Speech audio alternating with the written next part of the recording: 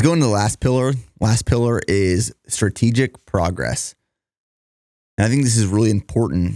It's something that a lot of people don't understand as well. We had a conversation about this. It was probably a few weeks ago, actually, when we sat down to start planning out the marathon series.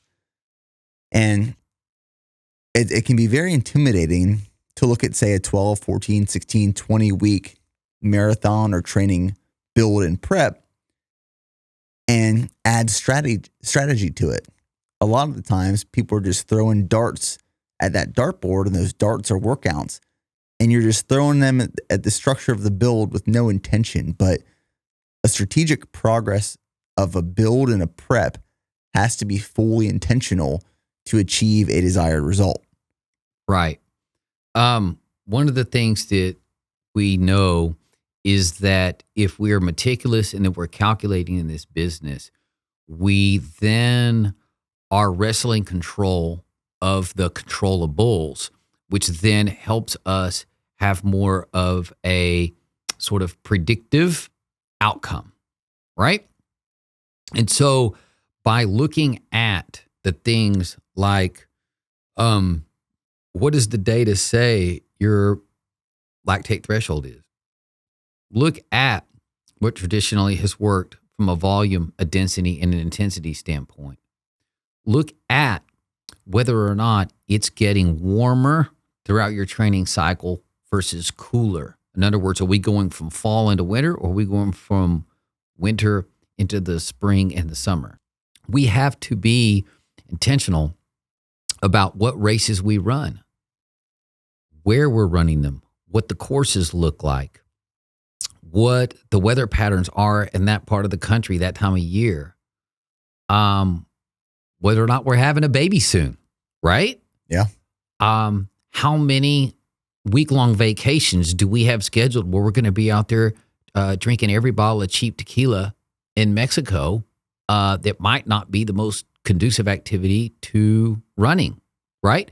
Hey, there's nothing wrong with a nice week-long vacation in Mexico, but it's pretty inconvenient if it's 1 week before your goal marathon, right?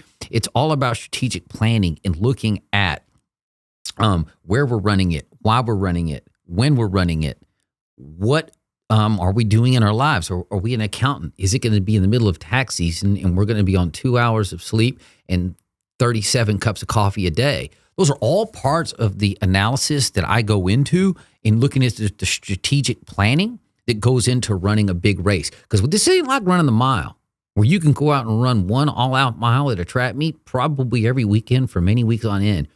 At most, you're running maybe 3 marathons in a year, most people 2. You don't want to go and do a 20-week investment and just screw it up because you forgot to tell, your coach that you were going to go climbing up and down, mountains in Machu Picchu, for 14 days before the marathon. These are the things we got to think about, right? And it's also important to mention that you have to be honest with yourself going into a marathon prep. So if, say, your previous marathon PR was 4 hours and 30 minutes, and someone comes to you and says, "Hey, Jeff, I want to run a sub 3 hour marathon next." And it's being honest with yourself of endurance and building into endurance has to be strategic, has to be intentional. There has to be patience. It is a long-term play. Right.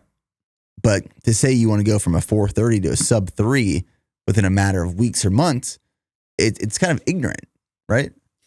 Right. And I had this conversation today with a young lady who just ran 3:21 at the Austin Marathon. And I think you can vouch for the fact that is a fine race on that course. That's a tough course. Right. And she's going to run the Big Sur Marathon here coming up in about 8 weeks, right? Which is another really tough course. And I said, listen, we've got 8 weeks. You're going to spend 1.5 here recovering, and we're going to be able to get in some good running. So we're not going to chase 3 hours just yet, but strategically planning. And we spent about 45 minutes on the phone today planning it out. We think we can go get 5 or 6 minutes at Big Sur. We're going to be able to go get in the 3:14, 3:15 range, and then strategically plan into a nice race somewhere probably in the upper Midwest on a flat course in the late autumn. and then we're going to just kick the crap out of that marathon, and she's going to haul ass, man. And she's probably going to sniff 3 hours, if not break 3 hours then. But it's about planning. It's about being realistic. Be audacious, but be audacious right up to that line before it gets unrealistic. And that's where I like to coach you. Let's be audacious. Let's dream big, but let's be strategic in our planning so that we can go and have an amazing day.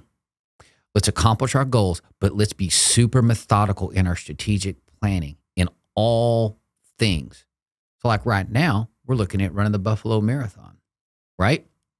I know that you ran the best race of your life in temperatures that were too warm to run a marathon, too windy to run a marathon, too humid to run a marathon.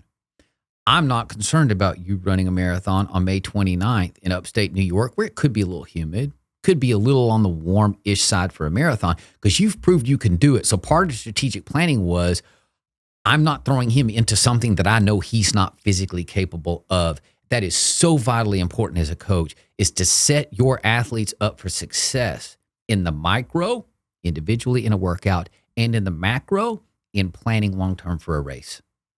I really like that takeaway. It's be audacious, but don't be unrealistic. Yes, audacious up to the line of unrealistic. That's where I want the goals to be. That's powerful. Because if you aren't trying to be audacious, then you're going to wake up in 10 years and you're going to wonder if. I coach so many talented people. I coach so many people who have dreams. And I tell them that what's life without dreams? What's life without goals? Let's be audacious. Let me analyze your physiology. Let me analyze the way you live your life. Let me analyze the way you are able to accomplish things. Let's pick a goal that is maybe even unrealistic to the point where you don't even want to advertise it. But right at that point where it's like, we're going to do this damn thing. We're going to do this damn thing. And unrealistic doesn't mean unrealistic forever. It might only mean unrealistic right now. Absolutely. Listen, I coach a young woman. I ain't going to name her name. She was a 3:16 marathoner this time last year. Now she's 2:48 marathoner. Well, the U.S. Olympic Committee has set the qualifying time for the U.S. Olympic Trials Marathon in 2024 at 2:37. That's 5:59 a mile. We're going to do this damn thing because you got to see some of the workouts she's been running. Okay. And I got a whole lot like that. And if you think you can't run a 4-hour marathon because you're stuck at 5 hours, you're going to break 4 hours in the marathon. If you don't think you can break 3 hours in the marathon because you're stuck at 3:30, let's go figure it out. It's probably not nearly as unrealistic as you think. You know what? I don't even want to say think. I think fear. I don't think it's as unrealistic as you fear. Let's take fear out of it, and let's take audacious hope and desire and drive, and let's put that in place. You got to chip away. Just chip away. Oh. Yeah, go get a chisel. Then you have to have a good hammer. Just a decent hammer. We'll be all right. Well, Jeff, we're 2 weeks into marathon prep. It's going well so far, but I'm ready for the sub 250. Well, we're about to hit some big miles here in the next couple of weeks and some big workouts. So we're going to be ready. And once again, it's about strategic planning. This is based on fact. This is based on data. This is based on past experience. And it's audacious, but it's empirically doable. All right. Well, that is the 5 pillars of marathon prep that we'll be focusing on for this build.